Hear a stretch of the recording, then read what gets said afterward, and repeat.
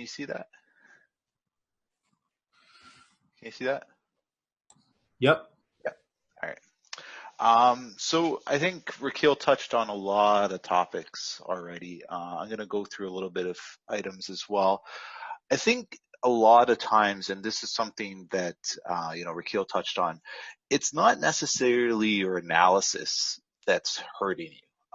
And Rakil said this like countless times. It's like, how many times have you done a trade and it's been good? You've profited, or how many times has your analysis been correct? But really, what's going on inside your head? And I mean, it's funny because when you hear a lot of people talk and, like everyone gets upset and, they say, okay, and, you can see it online and through social media, everyone goes through it. It's like, okay, well, this person's demo, this person doesn't know how to trade. I hate this person.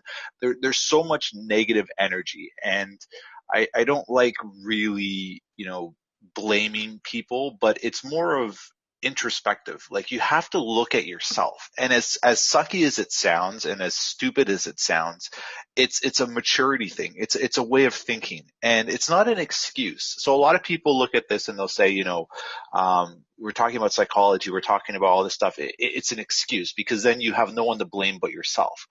But when you think about it, a lot of the decisions that you make as a trader, you're doing that on your own. Like, you're making the conscious decision to trade a $500 account, $1,000 account, whichever account that you're trading, you're making that conscious decision. Nobody's forced you to do that. The argument then becomes, well, I saw so and so on social media make all this money, and I believed if I follow them, I'd make that money. But the problem is, you're not that person.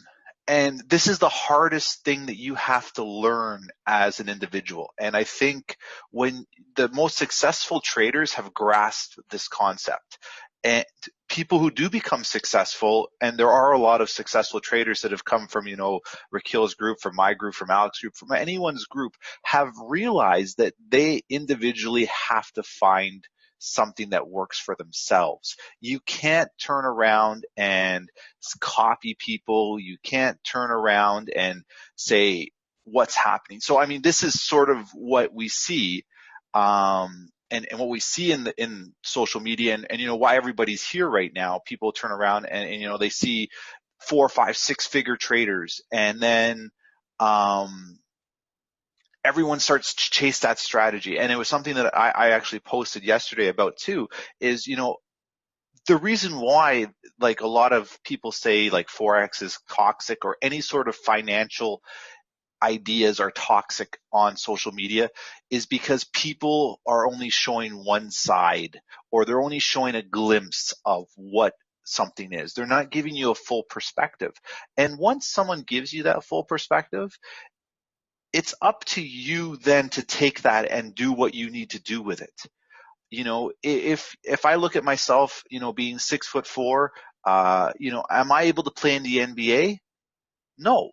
Can I play basketball though? Yes. So I have to be able to determine that same ideology with trading. Maybe I'm not going to make 6 figures in my first year. Maybe I'm only going to make 5 figures. But understanding where you're going to fit in the pecking order according to what you're doing is so much more important than actually doing things or saying or looking at what other people are doing, because we don't know what everybody's doing in social media. We don't know where everybody's backgrounds come from. We don't know where everyone's financial situation's from. So you have to strip that noise apart, and what you should be doing is understanding what you need to do to get to where you need to be, and speaking to those people who are currently doing what you want to do. Not copying what they're doing, but understanding what steps they took to get to where they needed to be. And you have to then apply those concepts to make sure that you can then get to where you need to be. If I turn around, and Rakil said the same thing, if we turn around and we look at the Asian Open and we say, okay, every Asian Open, this is what's going to happen. Nobody can tell you to click the button. You have to click the button. You have to be able to hold the idea of the trade. You have to be able to execute the trade. You have to understand when to close the trade. Your risk tolerance is different than my risk tolerance, and which is different than the next person's risk tolerance. And that is the biggest misconception we've had in Forex, I think, in the last, say, 2 or 3 years. And it's the reason why, when I talk to people, I don't really talk too much about analysis anymore. And people really get upset with me because, you'll message me on Instagram or you'll message me in the groups and you'll say, Ted, I think blah, blah, blah, blah, blah, blah, blah, blah, blah. And I'll get like a 3-paragraph synopsis of what's happening. And I'll say, I agree. And people get so frustrated about that because they'll say, well, Ted, you only gave me a 1-word answer. I don't think you're paying attention. No, you've given me so much detail and so much thought process. You've shown me you have critical thinking skills. You now have to execute on that. What do you want me to respond to? Yes, I agree with the fact that USD JPY is at the 50 EMA on the daily, blah, blah, blah, blah, blah, blah, blah. Like, that's not conducive to your learning. I don't need to regurgitate what you just told me. You are coming to me, or you're coming to Rakil, or whoever you're speaking to. You're coming to them for guidance, for support. This is the answer. It's a yes or no answer. Will we go up or down? Yes or no. What should we be looking for? I'll add some context. I'll say, be aware of this key level, or be aware of this. But for the most part, everybody sees the same thing. So when we look at what we want to talk through, and what we want to talk is, let's talk about what Forex trading actually is, what institutions do, setting yourself up for success. I mean, and Rakil talked a lot about these, so I won't really I'll push through these a little bit faster. Who you are as a person, and talking about failure. And I think this topic is a key topic that people just don't want to accept. They don't want to accept failure. They look at failure as an embarrassment, or they look at failure as, you weren't able to succeed. They don't look at failure as an obstacle. And, something that I did say yesterday in my group chat, people were talking about demo trading versus live trading. I did the comparison of, when you first started walking, if you watch a toddler walk versus how you walk, you wake up in the morning, you jump right out of bed and you just start doing it your day. You don't even think twice about moving your legs. It's innate. It's subconscious. It's something that you know how to do with just, with your eyes closed. You can walk around with your eyes closed. You'll bump into things, but the physical action of walking happens very, very easily for you. But if you watch a toddler, you watch someone who's, just starting to learn how to walk, what are they doing? They're staggering around, they're falling, they're getting back up, they're bumping into things, they're holding on to things. You have to apply that same common sense and that same degree of progress to when you're trading. You can't just jump from one thing to the next and be like, well, I'm not doing well enough on a $100 account, so I'm just going to wait to save $10,000, and then I'm going to trade a $10,000 account because I'm going to make more money that way. It's just not going to work. So when you look at the overall picture and when you actually review what you're doing as a trader, this is sort of your mental mindset that you have to be in, and you have to accept it. You just can't turn around and deny these things. If you're going to the gym and you say to yourself, I want to be able to, in the next year, bench 225 pounds, or, like basically 245 plates on each side. You can't go to the gym and you can't start lifting, half that weight if you've never gone to the gym before, just because you want to get there faster. You're going to hurt yourself more than you're going to help yourself. So, what exactly is Forex trading? Rakil touched on this. It's buying and selling currency contracts. I think this is the biggest thing. And now, me owning a brokerage and me fielding questions about spreads, liquidity, this and that, the simplest concept you have to understand with Forex is there has to be an opposite transaction for your transaction to complete. And when you're on a demo account, those transactions always complete because it's demo. There's unlimited liquidity. There's always availability. If you're on a brokerage that has a B book where they're making the market and they're not sending your order into the marketplace, it's always going to complete. It's always going to be instant. You have to understand that in the real world, institutions deny prices. They change prices. What one person may get, the next person may not. This is such a simplistic concept, but it's so overlooked because when people start trading, they just assume because there's a buy order and they click close that it should close automatically. That does not happen in the real world. Forex is a auction market. And what I mean is there's always a bid and an ask price. And that's simple. You see that in your terminals, bid and ask. It's basically what I want for this price I need to close, or what I want for this price to open. That is what you have to realize as a trader, is you're in a market, and if you're on an A book brokerage, you're not going to get the price that you think you're going to get. There might be a 1 or 2 point change. The spread might change instantly. I watch it, like when we see the flows for liquidity that comes through the brokerage, I see flows change, like 0.1, 0.2, 0.3, 0.4 points in a split second. And I don't even understand it. I've been trying to learn, why does it change in that split second? When the market closes for a session, there's a huge spread jump. These are simple concepts that you have to understand as a trader, and you have to accept. You are a small fish in a big pond, and you have to accept all these little nuances, that maybe your trade's not going to close at the price that you want, that your stop's going to get hit with a spread jump. It has nothing to do with the brokerage.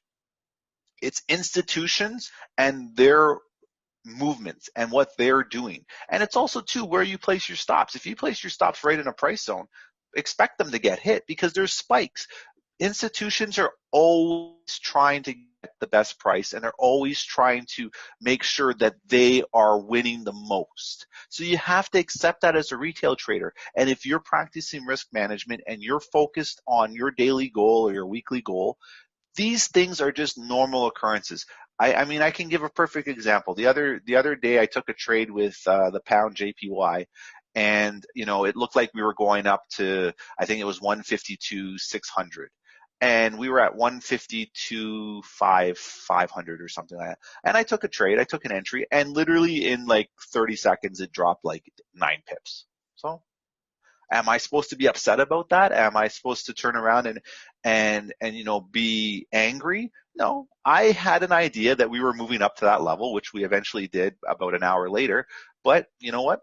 The market decided at that point that we were moving back down to get a premium price level, and I got caught. My risk management was okay, so I closed the trade. I take a loss. I look again for the next time and look for another trade. A lot of people, when they see those kind of instances, they get frustrated. I look at it as, well, I had the idea, I had what I wanted to do. It didn't go my way, but in probability, in understanding the context of trading, how many times is it going to go right for me? And I know more than likely it's going to be right. And I looked an hour later, and it hit my price, my take profit point. So lesson learned. You know what? Maybe I should have put a pending order a little bit higher, or maybe I shouldn't have even traded at that point. So you know what? I make a note on my journal and I carry on. And that's what you'll have to do. You have to become numb to the fact that the market's going to do shit you're not going to like. And you know what? Accept it, make notes about it, and just carry on. And really understanding what Forex trading is. And like I said, it's financial gambling. I think this is the funniest thing when people used to tell me about, I play poker and I'm gambling at the casino. What am I doing? Well, you're doing the same thing in a market where people have unlimited bankrolls. You don't know who the big players are. You don't know what they're thinking. You don't know what they're doing, and you're trying to make a bit of money. It's all based on probability. It's all based on how many times over the next 100 trades is this kind of idea going to work for me? And that's what backtesting is. When people start asking me about backtesting, or they start talking about how do you become profitable, it's understanding that you're going to look for the same idea over and over again, various permutations of that idea, and permutation, the word being different instances, right? So if we're looking for the Asian Open or the New York Open, and we say to ourselves, okay, I want to trade at that particular point. Sometimes that trade will not happen at that particular open. Maybe that trade happens an hour before, maybe it happens an hour after, but the idea is similar. I'm looking for a breakout. I'm looking for a continuation. I'm looking for a reversal. It's the same idea, but you have to be able to apply it in various instances that may not happen at the exact same time. Because people turn around and say, well, Asian Open today was boring. Well, yeah, but an hour before that, we had the move. Where were you? Oh, I was waiting for Asian Open, because that's when the market opens. Right. But you as a trader have to understand that you're not going to see the exact same thing at the exact same specific time. It's going to be a variation of that, and you have to apply your knowledge to ensure that you are making a proper decision. So let's talk about the basics. Similar to what I was saying before, you have no control on the outcome of your trades. I know you want to pray and wish that the market moves in a certain direction, but you have no control. The only thing you can control is your risk management, and that is going to be your best friend. And if I can tell you one thing, the people who fail in Forex are the people that over leverage their account, they have poor risk management, and they don't know how to control themselves. Those are the losing traders in Forex. The winning traders take their time, grab their little bits, and that's it. When we look at probability and we start talking about probability, is, no matter how right you think you are, the outcome can still be wrong. You can still have a stop hunt. You can still have them trade go the opposite way. No matter everything that's pointing to that direction, you could still have it work out not in your favor. You have to accept those opportunities, you have to accept those consequences when you're accepting the opportunity to take a trade. Getting rich overnight doesn't happen in Forex. It's a grind. If you think you want to get rich, play the lottery. That's how you're going to get rich overnight. Forex is not something that is going to make you rich overnight. You are not a professional. You do not have enough information at your hands, even through education, through mentorship, through everything, to say that this is what I'm going to be able to do. I mean, I have 13 years of experience in the industry, and I traded for 3 years, and I'm still not a professional trader. I'm good at what I do because I recognize patterns. I recognize reoccurring themes. I recognize scenarios that I've seen before, so I can adapt and adjust. That's what you have to do as a trader. Do I still have losing trades? Of course I do.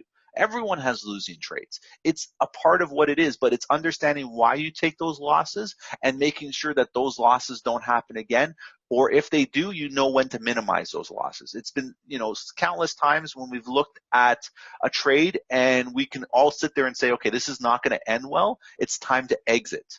And you know what? A lot of times when you exit, you're like, oh, thank God I exited. It didn't go my way anyways. And a lot of times what will happen is you exit early and then all of a sudden the trade just takes off and you're like, oh, I wish I would have held.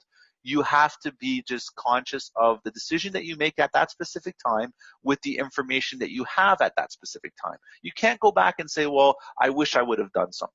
No, at that specific time, this is what the markets were telling you. This is what the markets were giving you.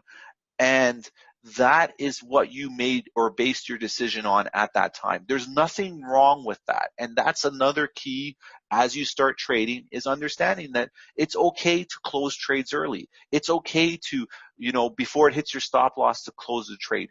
There's nothing wrong with those ideas. The problem is when you start harboring or you start, what's the word? Like you start second guessing yourself or dwelling on those ideas, that creates a bigger problem in your head, because now you're always going to be worried about what you just did. Each trade is independent of the previous trade. You have to remember that. It's like when I play poker, if I lose a poker hand, I can have a pair of aces and I can lose that hand. The next time when I come to the table and I get a pair of aces, I'm not going to be thinking about why I lost that previous hand, because this is a new hand. This is new people at the table, new dynamics, new day. Everything is different than the previous scenario. It's the same principles that apply with Forex. Forex is a long-term game. You have to be able to understand that each trade is independent of the previous one. And if you can't control that, when you start trading, take one trade a day, call it a day. Whether it's a win or a loss, just stop. Because you're not at the mental mindset to say, hey, I just took a loss. I'm okay. I'm going to carry forward and I'm going to take another trade. Or I'm not in the right mindset to turn around and say, hey, this isn't going to work for me at this point. So how do I succeed in Forex? You join an education group. So you're here at the signs. You're going to be working with a whole bunch of people. Ask a lot of questions, read, practice, experiment. These are all various elements that you'd want to work through and that will help you progress. How do I fail? This is the biggest thing. When I hear people talk to me about how they haven't progressed, these are some of the key things that people have done. They sit by themselves and they sit, they turn on a bunch of webinars, they read books, they do all this analysis all by themselves. And they think that they're going to sit there, they're going to absorb it by osmosis, they're going to have it come into their head, and they're going to be able to do this. Or they turn around and say to me, Ted, I just watched every single webinar. And I said, you just wasted like 72 hours of your time. The idea behind reading or watching webinars or reviewing documents or things like that is for you to scan the information, go through it, and pick out points that relate to how you're trading. Because not everything in every book is going to be beneficial for you. So someone who says, Ted, how many books did you read? And I say, I read about 15 to 18 books. And they're like, oh, wow, you must have a lot of information. No, because I wasn't reading every book page for page. I was skimming the books. I had a list of information that I was looking for, and I was looking for that information in those books. I was taking bits and pieces of those various books and formulating my own ideas. It's the same thing when you watch this webinar. Maybe there's key points in this webinar you already know, and you're like, well, Ted, you're talking out of your ass. I don't need to listen to this section. But then there's other parts you're like, hey, I didn't know that. That's something that I can apply to what I'm doing, or that was a missing link to what I've been doing. This is how you study. This is how you progress. This is how you become a trader. You don't sit there and read 20 books and say, okay, I know everything about price action. That's fine. That's not the point of studying. You're not taking a test. Nobody's going to ask you, what does an engulfing pattern look like? Nobody's going to write that on a piece of paper. You're not going to make money by knowing on a piece of paper what that looks like. You have to understand how that relates to the market and what it's doing in the market and how you're going to be profitable or how you're going to be able to minimize or preserve your capital. That is what you're doing. You're taking information and you're applying it. Similar to when you do math, if you're in a math class, you look in the back of the book, the answer is so easy. Oh, I knew that answer. Oh, man, 2 plus 2, 4. Oh, man, you know what? I knew that. And then as soon as someone turns around and says, what's 200 plus 200? Now you're sitting there and saying to yourself, oh, well, like nobody told me about this question. How am I supposed to do this? I don't know how to do this, because now you don't have the back of the book. It's the same thing when you're trading. Well, how was I supposed to know that was going to happen? But did you look at the higher time frames? Oh, no, I forgot. I didn't prepare myself. That's exactly the point, is applying the information. As you become a more competent trader, as you gain more experience, the information that you apply becomes subconscious. I know my rules. I know I look at higher time frames. I know I look at the specific times of a candle. I know I look at specific hours of the day. I know I look at specific sessions. I know I look at specific pairs. I don't have to remind myself of that anymore. That's just an innate ability that I have because I've created a routine for myself and I've applied the information that I know. I don't turn around and trade USD ZAR because somebody else is doing it. I don't care what it does. I don't know its habits. I don't know what the probabilities are. I don't know what it does. So therefore, that does not help me. So you as a trader, this is exactly what you have to do and how you have to work through things. So, how do I become a great trader? And I mean, everyone always asks this. This is the same thing people always ask about, is how do I become a great trader? Ask questions. Don't be afraid to ask questions. And this is the biggest thing people say is, I'm afraid of looking stupid, or I'm afraid of making a mistake. You're in a safe environment. You're in an environment where everybody wants to succeed. So nobody's going to laugh at you because you asked a question. They're going to question you on your question, or they're going to try and give you information, but nobody's doing it in a way that they're trying to hurt you. They're trying to help you. And this is the biggest hurdle a lot of people have, is that ability just to go into a chat room and say, hey guys, I know fuck all. I need some help. Give yourself the opportunity. You're paying money to people. You're paying money for courses. Whatever you're doing, you're allotting time. You're using up your own resources, and you're wasting them by not doing that. And I always laugh at people when they come up to me, and it's funny because I always look at the chat room. I try and picture the chat room like a big table, like a big dinner table. And I always feel like I'm watching, what's that little movie with Timmy where it's like, please sir, can I have some more? And it's, I sit there and I laugh because people are coming up to me with like their hat in their hand and like they're rubbing their feet together, or their head is down. Well, I don't want to bother you, Ted. Well, what do you think I'm here for? I'm here to help you. Rakil's here to help you. Everybody that you're working with are here to help you. You're not bothering somebody. I've always said if people message me, sometimes I might not be on my phone or on my computer. So, you leave it there.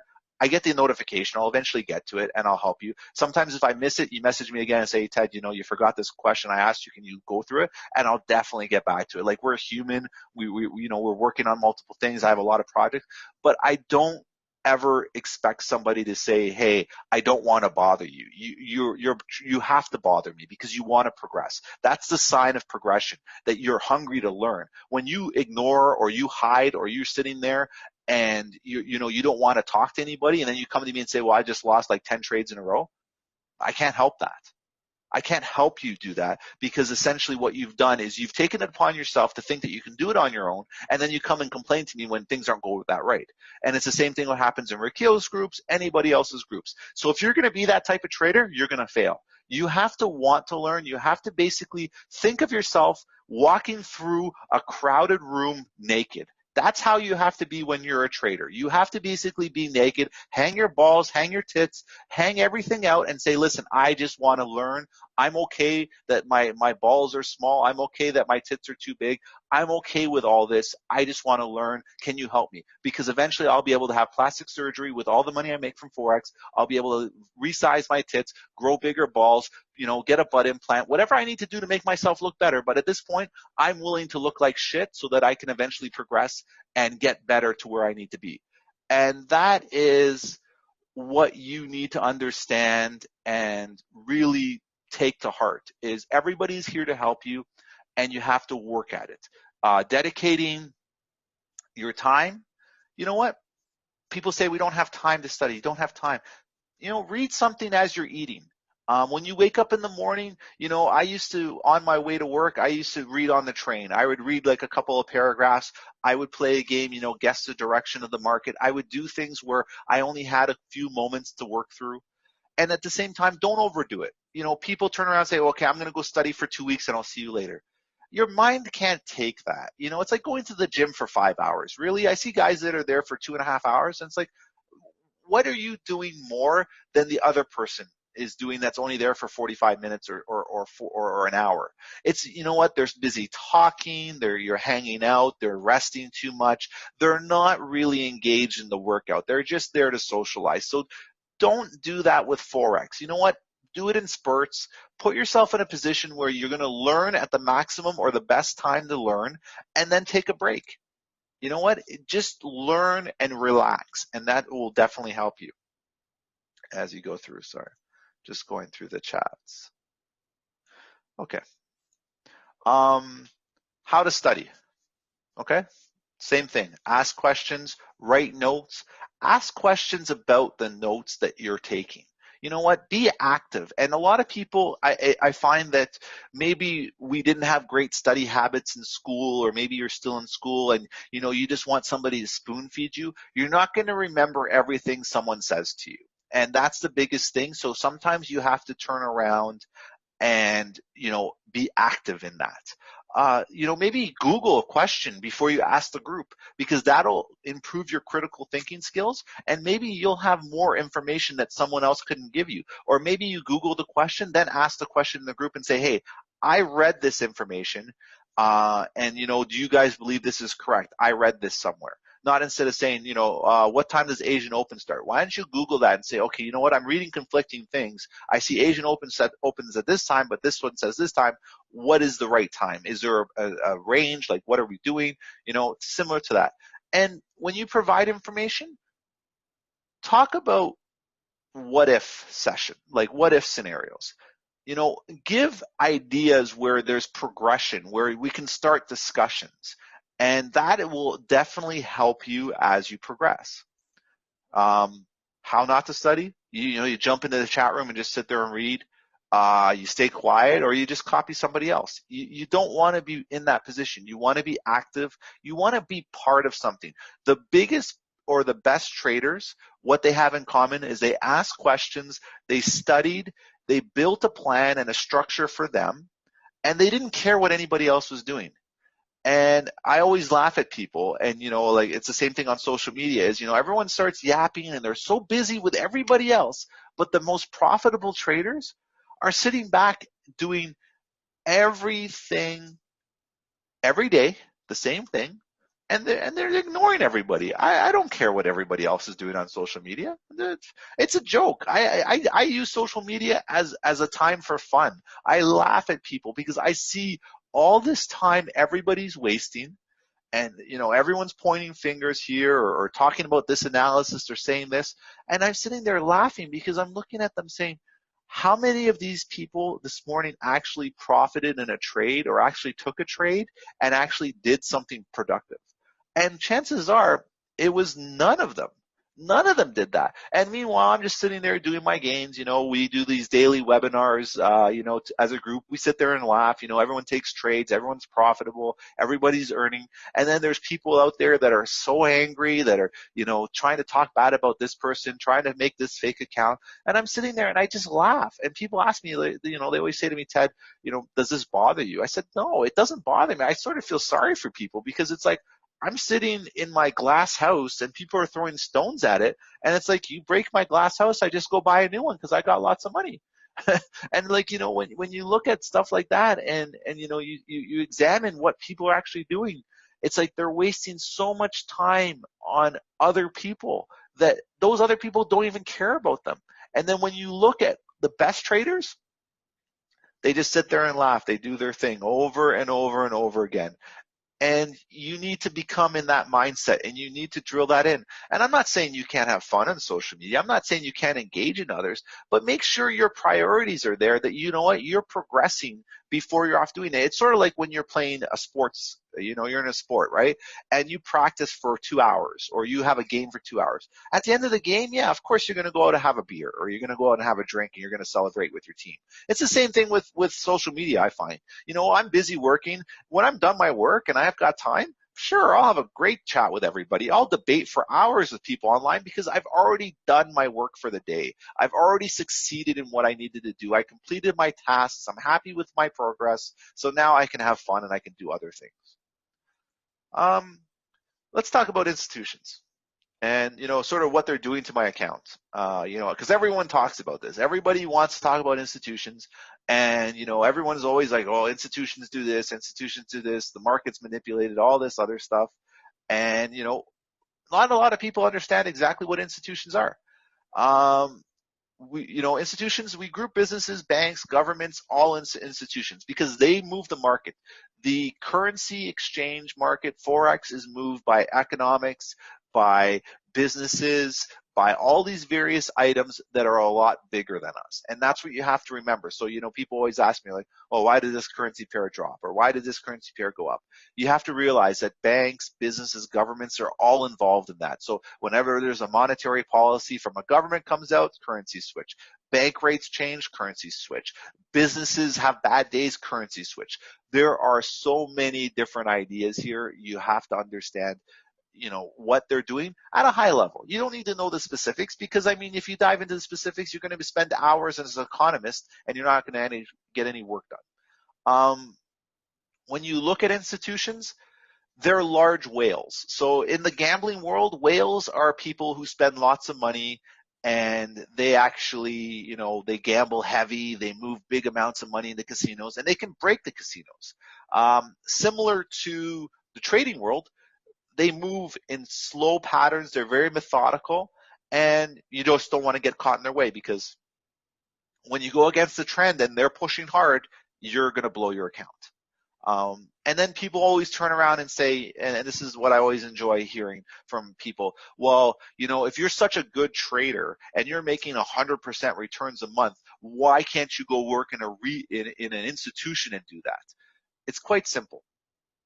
Institutions can't trade like retail traders because they're too large. You can't throw $1 billion into the market or $2 billion into the market and take a trade without the market moving. Okay? You can throw your 100, your 500, your 1,000, even your $1 million into the market, and you're probably not going to really move it too much. But when you get into the hundreds of millions, the billions, you're going to start having a little bit of an effect in the market and the way liquidity is shaped. They have different risk parameters. You're sitting in an office all day, go tell your boss to fuck off, right? They're going to kick you out of your job. You can tell the charts to fuck off all day because they're not going to bother you. You're working for yourself.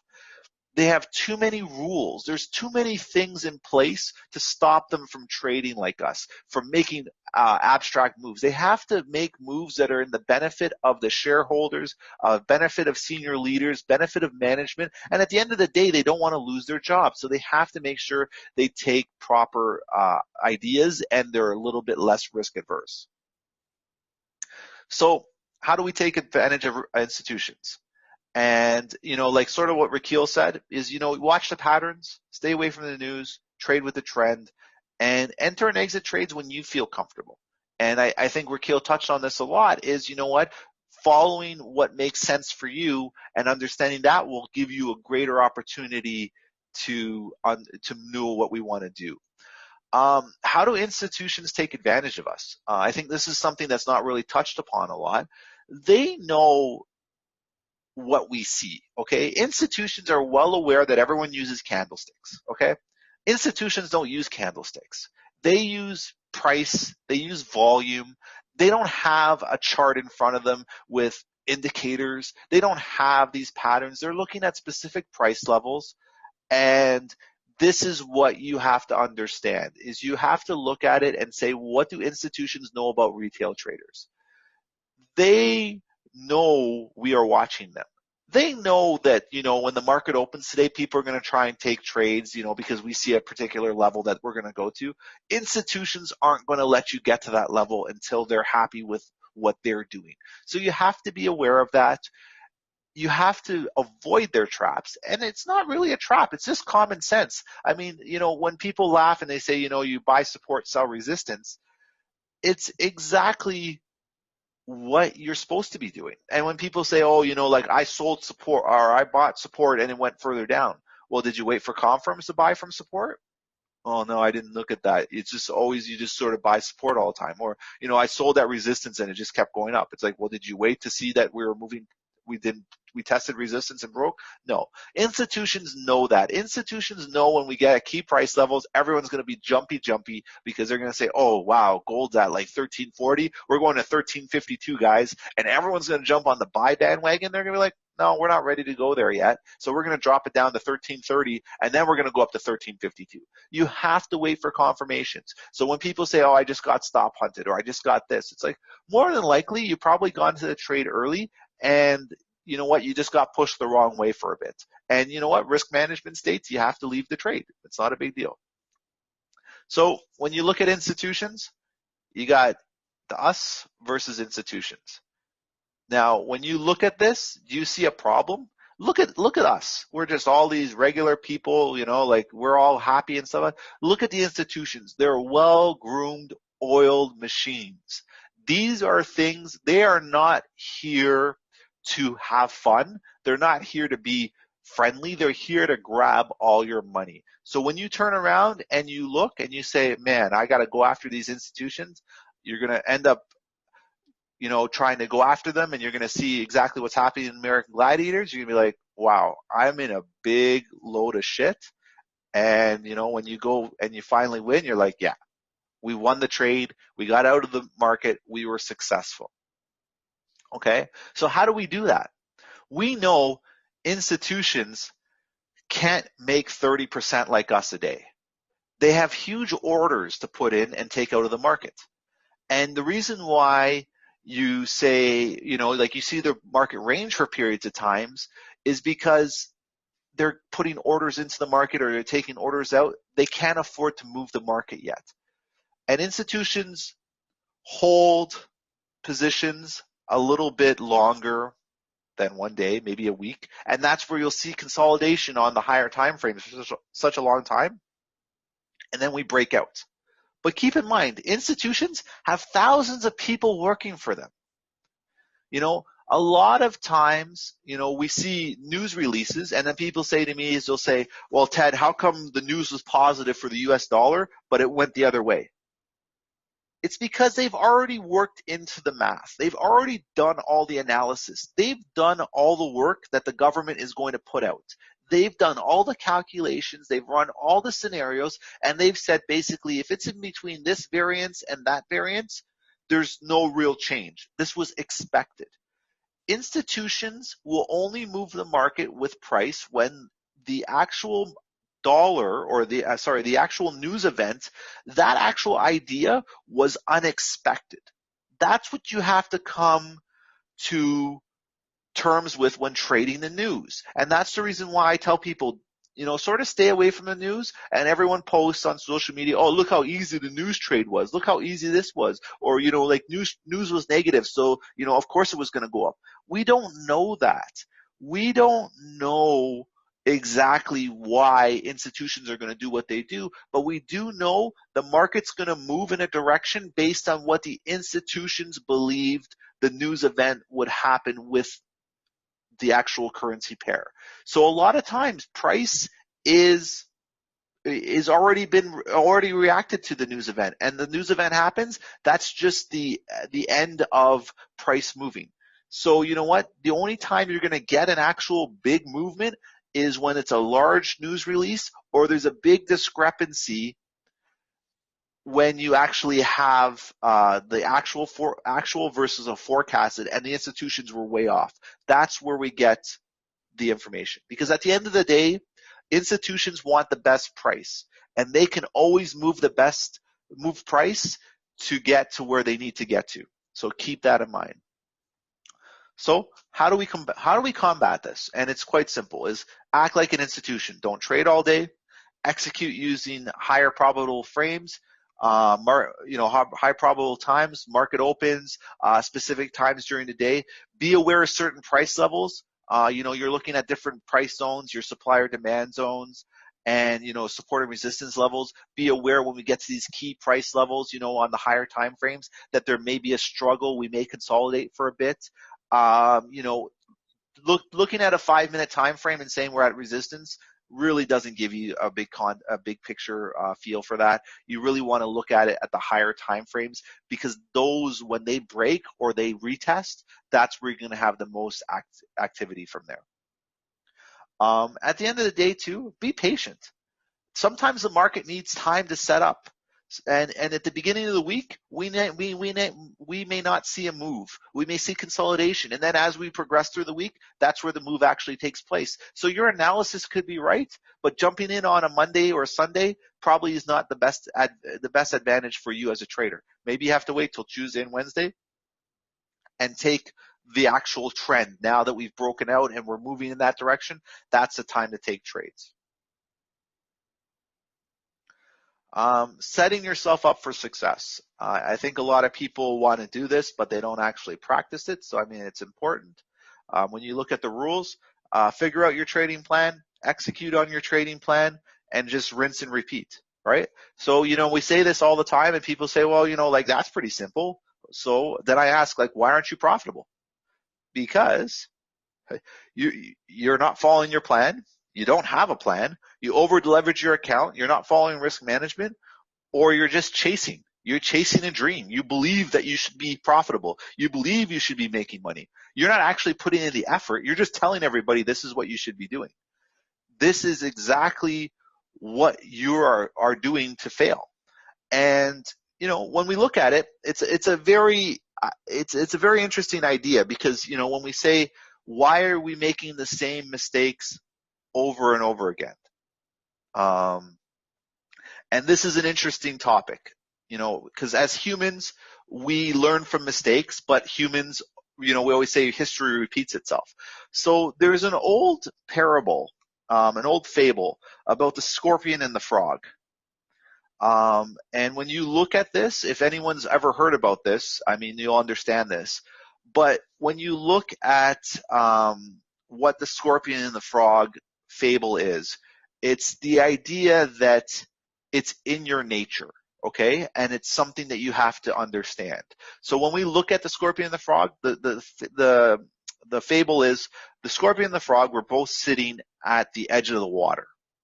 And the frog was going to go across the water, across the river to the other side. And the scorpion turned around and said to the frog, hey, Mr. Frog, I need you to carry me on your back to get across the other side of the river, because I want to go there too. And when you look at that, the frog turns around to the scorpion and says, no, scorpion, you're going to stab me in the back as we try and go across. The scorpion says, no, no, no, I need to go across too. So why would I do that? And the frog says, I don't know, but you're going to do that. I'm going to go on my own. And the frog turns around and says, you stay here. I'm going across. Scorpion says, no, I promise that I will go across. We will go across together. I won't stab you in the back. So, they debate. And, we turn around and the frog says, okay, Scorpion, jump on my back. Let's start going across. So we're going across and the frog's swimming and Scorpion's on the back.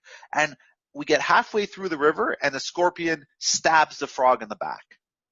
And the frog looks at the Scorpion and is like, what the fuck? You told me you weren't going to stab me in the back. And Scorpion's like, I'm sorry, but it's in my nature. You know what? When you look at that and you think about it, when people make mistakes, it's in your nature to make mistakes. It's in your nature that you have a mindset. When you recognize that, that is what is going to help elevate you and what's going to help change what you're trying to do. And maybe the frog didn't say, what the fuck? Maybe that's just my own interpretation of the fable.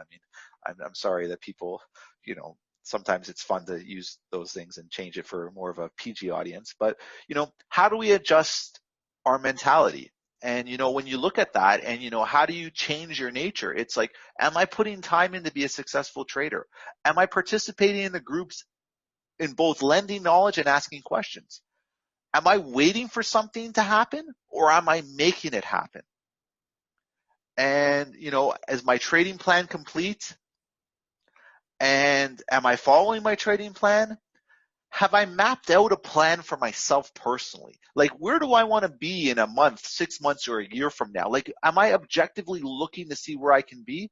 And am I being realistic with my approach? If I'm working 10 or 12 hours a day and I'm only studying Forex for 1 hour, I'm not going to be on the same level as someone who doesn't go to work or who's in university or high school or wherever they are, and all they're doing is devoting their time to understanding Forex. So you have to put those kind of ideas into context, and you have to say to yourself, what makes sense for me?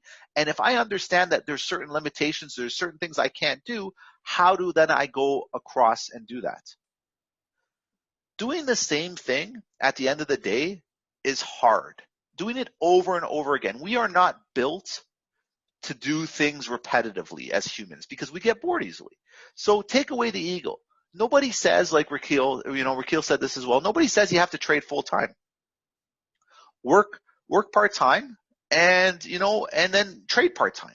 At least there's going to be a steady income coming in. You don't have stress if you miss a trade one day or you didn't trade that day. You still have income. Maybe you can't trade every day. That's okay. You don't have to worry about trading every day. Maybe you only want to trade 1 or 2 days a week. There's nothing wrong with that. Trading is what you make of it. It's subjective. It's what you believe you want to do. Don't compete with others. We're all here. We're all working for the same thing. Whether you're making $1 or $1 million, progress is progress. And you have to understand that. And let's take a look at some things here. Understanding the facts. This was an idea that I pulled, and these are performing funds in Canada. So these are mutual funds, hedge funds, things like that. The top performing funds. Look at the rate of return that they're doing over 1 year, 2 years, 3 years. Do you see anybody doing like 50% returns, 100% returns? You don't. Look at the returns, 19% over a year, 2% over a year, 8% over a year. Do you notice something here? They're happy with those returns. So if you're doing 5% a month, you're doing 10% of a month, like, what is the issue? What is the issue with actually going through this and saying to yourself, hey, if these top professional companies are doing 5 and 10% a year, why is it wrong that I'm only doing 5 or 10% a month? You have to understand that everything has a purpose and everything has a reason. So, you're sitting at home and you're making 5 or 10% a week. You're beating these institutions up huge. What? Because you don't have $1 billion? You'll eventually get to the point where you're making decent money. So why do you want to gamble? Why not just take your time and understand that the biggest institutions in the world are only doing 20% returns a year, maybe. 10% returns a year, maybe. Understand what is going on in the market and where you see yourself and how you can compare yourself to those markets. At the end of the day, what is the hurry? If you need money, get a job. You hate your job, get another one. You don't want to trade. I hear this all the time. People don't want to trade for cheeseburgers. Nobody wants to make $1 or $2 a trade. They want to make Mercedes-Benz money. Everybody wants to make $20,000, $30,000 a trade. But if you can't win the dollars consistently, you're not going to win the tens of thousands of dollars consistently. You have to understand that. And when I say this, next time when you are working through trading and you look at yourself and say, I only made $100 today, and you look at that, document all the hours that you put into Forex, the hours that you did on Saturday, the hours you did on Sunday, and all that extra time, put that all together. And when you see this, you put it into perspective.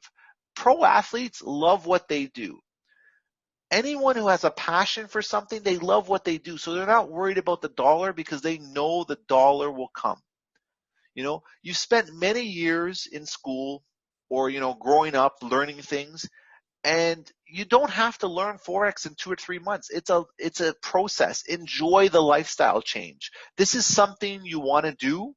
And if you want to do it full time, you have to be realistic and you have to understand that. And, final comment is trading should be done with a clear mindset. And if you're clouding your mind with what you think you should be doing or how you should be doing it, you're just going to end up failing in the end. It's going to hurt yourself.